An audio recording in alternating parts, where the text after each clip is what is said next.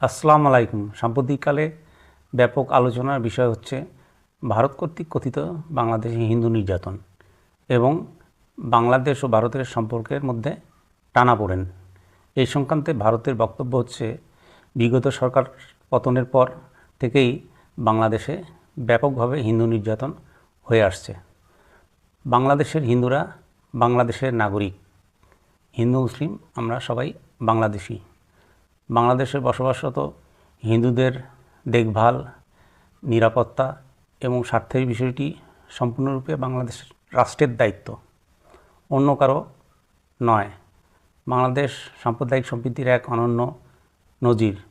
উগ্র হিন্দুত্ববাদী ভারতীয় হিন্দু, ভারতের জনতা পার্টি এবং ভারতের মিডিয়া কর্তৃক বাংলাদেশে বসবাসরত হিন্দুদের বিষয় নিয়ে মাথা ঘামানো, নিছক ছলচাতুরি, উস্কানি এবং বাংলাদেশের সাম্প্রদায়িক সম্প্রীতি ও স্বার্থ ক্ষুণ্ণ করার অপচেষ্টা ছাড়া আর কিছুই নয়।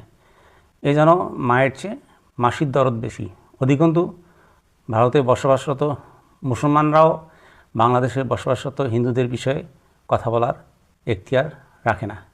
এখন আসুন আমরা আলোচনা করি বাংলাদেশে সাম্প্রদায়িক সম্প্রীতি বিরাজ করছে কিনা, বাংলাদেশে হিন্দুরা তাদের ধর্মীয় আচারাদি নিরাপত্তার সাথে পালন করছে কিনা, তাদের স্বার্থ রক্ষা হচ্ছে কিনা।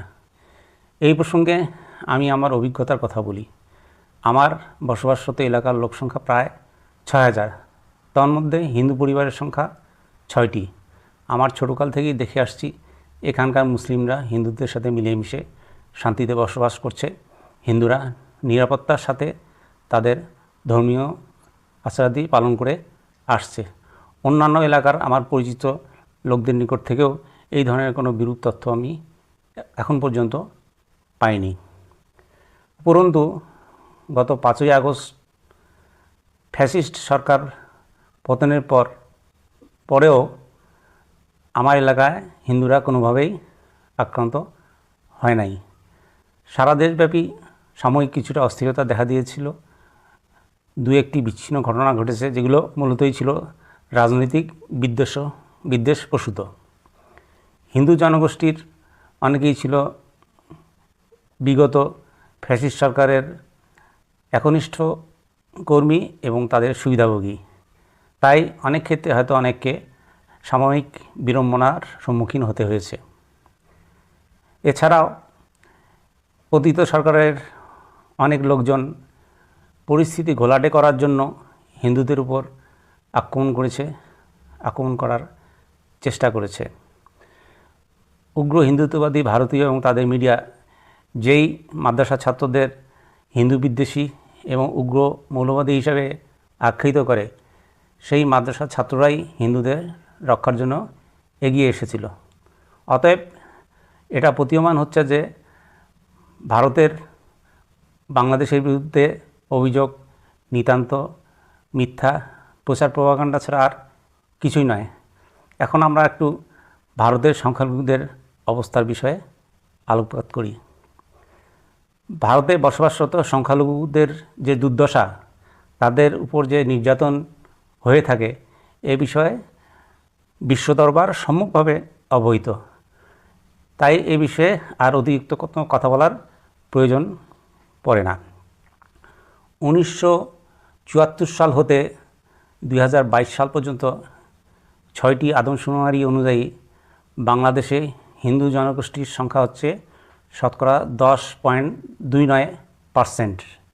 2022 সালের আদমশুমারি অনুযায়ী এই হার শতকরা 7.95%।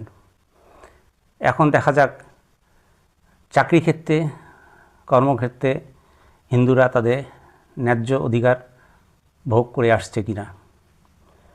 1986 সাল হতে 2006 সাল পর্যন্ত পঞ্চম হতে 26তম বিসিএস পরীক্ষায় মোট নির্বাচিত প্রার্থী সংখ্যা ছিল 29,629 জন। সেখানে হিন্দু নির্বাচিত প্রার্থী সংখ্যা হচ্ছে 3,163 জন, অর্থাৎ শতকরা 10.67 জন।